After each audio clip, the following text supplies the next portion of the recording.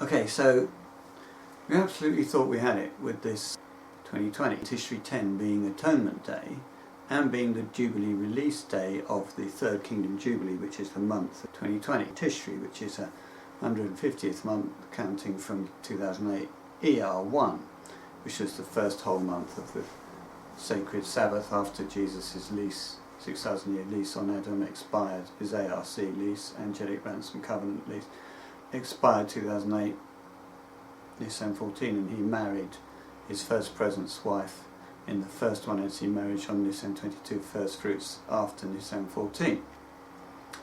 So we thought that's it, because Atonement Day, Tishri 10, and the Jubilee release day only coincide once every 25 years. And so the next such coincidence is in 2045, and that really is too late.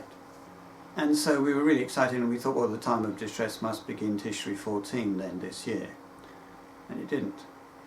Then we realised, alright, so in the season of the prophets of Baal there's a month of no escape. So there's an extra month of no escape till Heshvan. So we thought, well, the time of distress must begin Heshvan 14, 2019 then, and everything ends Heshvan 14, 2020.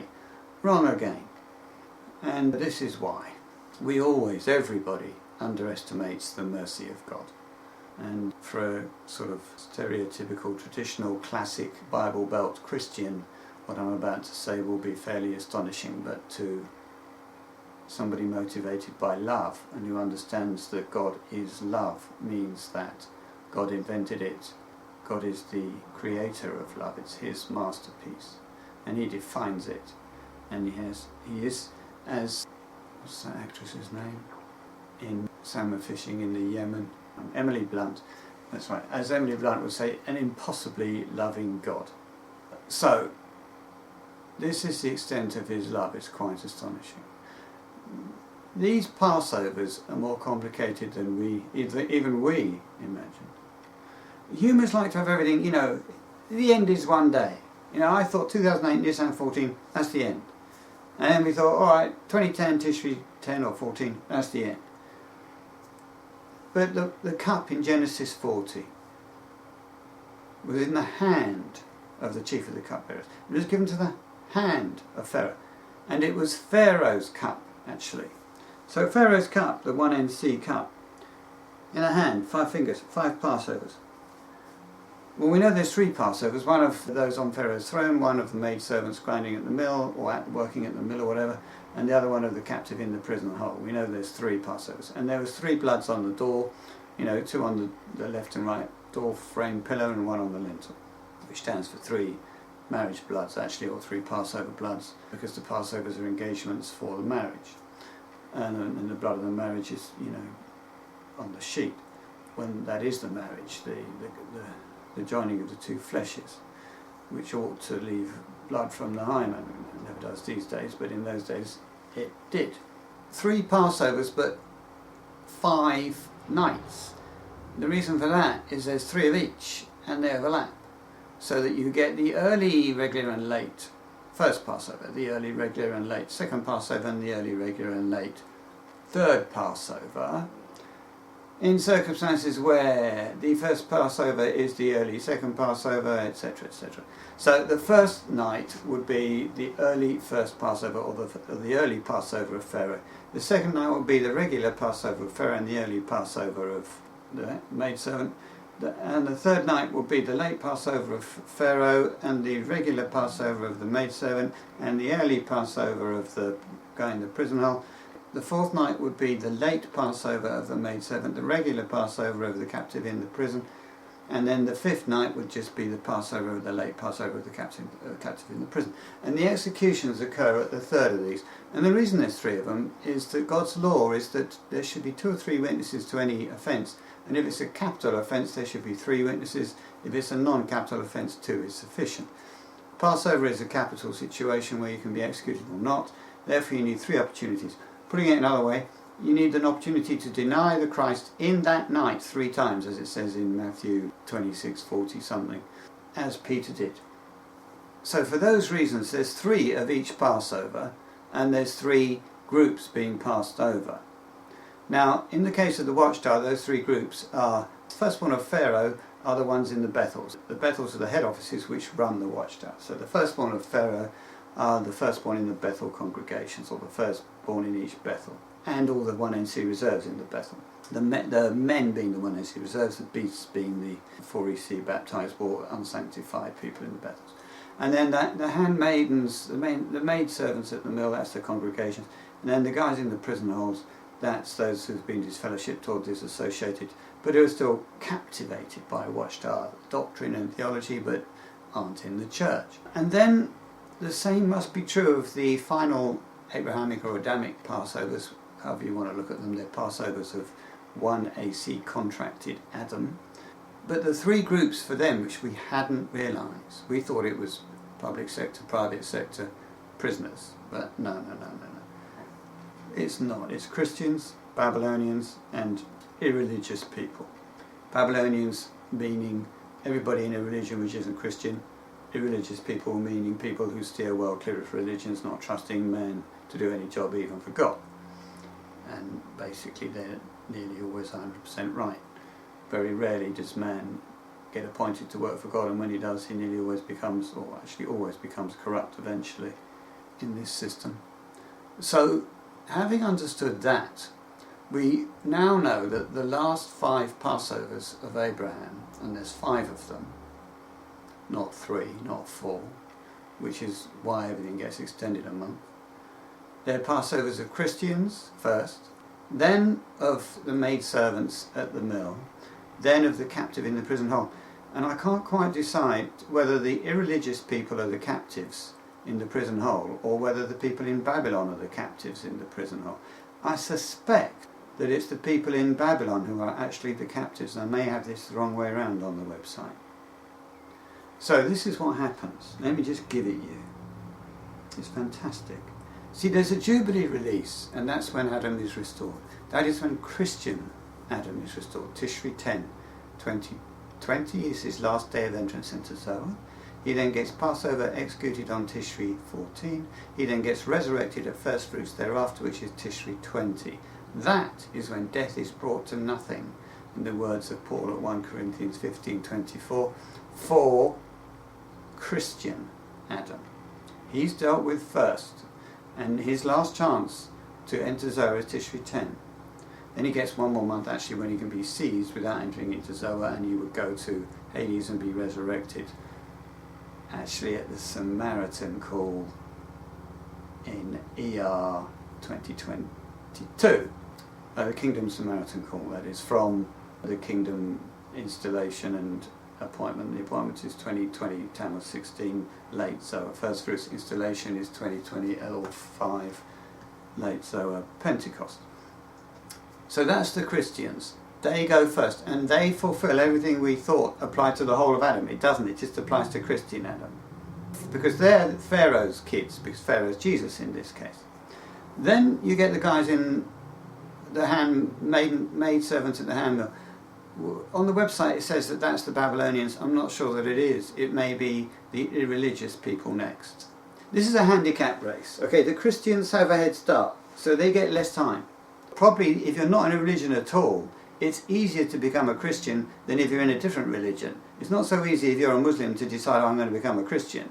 It's pretty easy if you're a nothing to become a Christian. So I do think that the maidservants at the mill, that's a kind of secular activity. So I think that's probably the irreligious. I think they go next. So they then have a late Jubilee. Now we know about a late Pentecost, which is a 50 count of days. This is a late Jubilee, which is a 50 count of months. It's quite a complicated thing, because you think, how can you possibly count to 51? You're supposed to count to 50. And you do count to 50. And the 4th Jubilee of the Kingdom of God, the 4th group of 50 months, begins in the 2020 Heshvan 1. 2020 Heshvan is the first month of the 4th Jubilee. It is also the late 3rd Jubilee. And on Heshvan 10, the Jubilee release day, that's the last day of entry for irreligious people, I'd say, into Zoa. And then they get Passover executed on Heshvan 14, and they get resurrected on Heshvan 18, which is first fruits thereafter. So the whole thing is repeated for the irreligious people a month later in Heshvan. But then you got the Babylonians, in the captives in the prison hole, captivated by false doctrine, basically, which always has some truth in it, but it's not dead on. It doesn't represent God, although it can help or it can hinder. So there you go, the month after. So 2020 Chislev 10 is the last day of Zoe entry for non-Christian religious people, who get Passover executed Chislev 14, which is the absolute end of Adam, and they get resurrected first fruits thereafter, which is Chislev 16, which is the Jubilee restoration for them. And that's the late third kingdom Jubilee that month, 2020 Chislev, which is also the second month of the fourth kingdom Jubilee. The two overlap. So that, there was no way I could have seen that. I was so excited with the Tishri 10 idea. I knew it had to be right.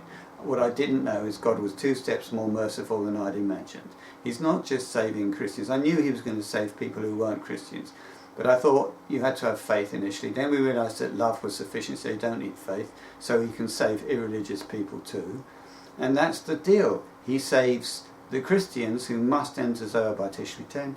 He saves the irreligious who must enter Zohar by Heshvan 10 because they have more ground to make up. And the ones who will find it the most difficult to join a Christian religion are the people in non-Christian religions. So they get another month, and everything becomes really, really obvious during that month. When the Christians die and get resurrected, you're talking about like 500 million people dropping dead, and 6 days later they get resurrected. And then the same thing happens next month. If you can't see that as a sign, you want shooting. And that's what will happen to you. And that's the beauty of the salvation. It's a fantastic plan. It's the perfect handicap race. Christians have to finish first because they're ahead of the game. Then the irreligious, then the Babylonians. Alright, so going back to the fire signs. We now fully understand at last this Super Pentecost idea. The Super Pentecost is not the late version of the Pentecost, which is the 7th Sabbath. The way it works is instead of having weekly Sabbaths, you have festival Sabbaths. And so in the case of the second and third fire signs, there's a no-show, which is the 0th Sabbath, which starts it all off, which was 2012 LL6, the late Pentecost. And then you go back 7 times more of these late Pentecost. That takes you to 2019 LL5. And then you don't go to the late version of that, which is the same festival to God.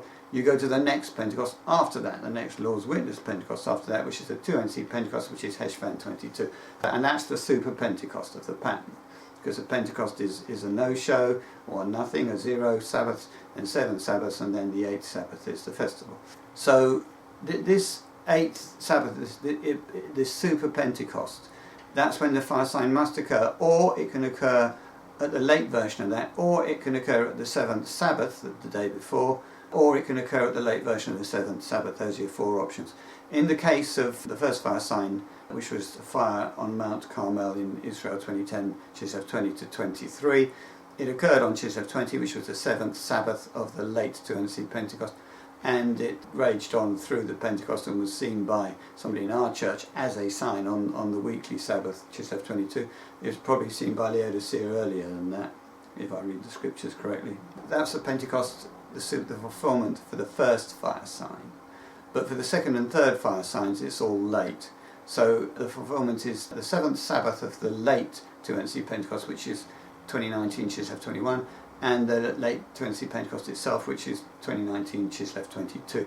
This is December 22-23 for the second fire sign this year, and December 23-24 for the third fire sign this year, just before Christmas. And the reason you go for the 7th Sabbath is it came about on the 7th time that the attendant got to see a small cloud like a man's palm rising from the sea, and that counts as 7 times. So it's on the 7th time he sees something, he sees his cloud that counts as 7 times, which is 7 sevens, or the 7th Sabbath.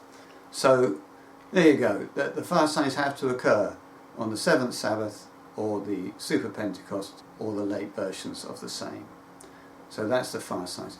But the first sign you should see is the beginning of the Day of Jehovah, which is a sentence count of Joel 2, which is 27 times, I believe, after or from the blowing of the trumpet of Joel 2, 1 and 2. This is for late Rosh Hashanah. So you count from Heshvan 1 27 times, and you get to either Heshvan 27 or 28, And that's because the day of Jehovah is near, it's hurrying, it's rushing. So that means that whole period it could be near but not have arrived, and it's coming. So we think it's 29 when the day of Jehovah begins, and partly from the account of Joel 2, 1 and 2, sentence count, but secondly from the fact that it's a day of gloom and volcanic explosion and disaster, and that day is not going to occur whilst there's a marriage feast going on in the ark, because the marriage feast is a time of rejoicing.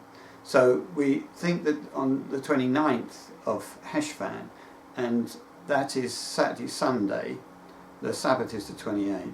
So from Saturday sunset to Sunday sunset, there should be this big volcanic explosion that fills the atmosphere with ash and makes the stars withdraw their brightness and the sun withdraw its light and the moon not give its light and the sun would get darkened, and all of those prophecies, not to do with eclipses, to do with an ash-filled atmosphere. And that should begin Saturday sunset to Sunday sunset. The next sign will be the beginning of the time of distress, which is now Chislev 14, 2019, and it runs to Chislev 14, 2020, the absolute end of Adam. And that begins with a war which isn't World War III, but it is a time of distress upon nations, since there came to be a nation until that time. So it's distress upon nations. So it's a conflict between nations. So pre-World War III, the war that leads to World War III begins, or is ramped up or something, on Chislev 14. Yeah, Chislev 14 is December 1516. That's when a war breaks out or gets escalated, which will eventually become World War III. It's turned into World War III by the second and third fire signs on Chislev 21-22, which is December 22, 3 and 4. And all of this is Satan's attempt, or no, actually it's not Satan, it's the dragon's attempt to obfuscate the seizing by rapture of the saints into the ark, and then the seizing by rapture of the priests into the ark, and then the seizing by rapture of all those with faith in God into the ark, and that's half of mankind.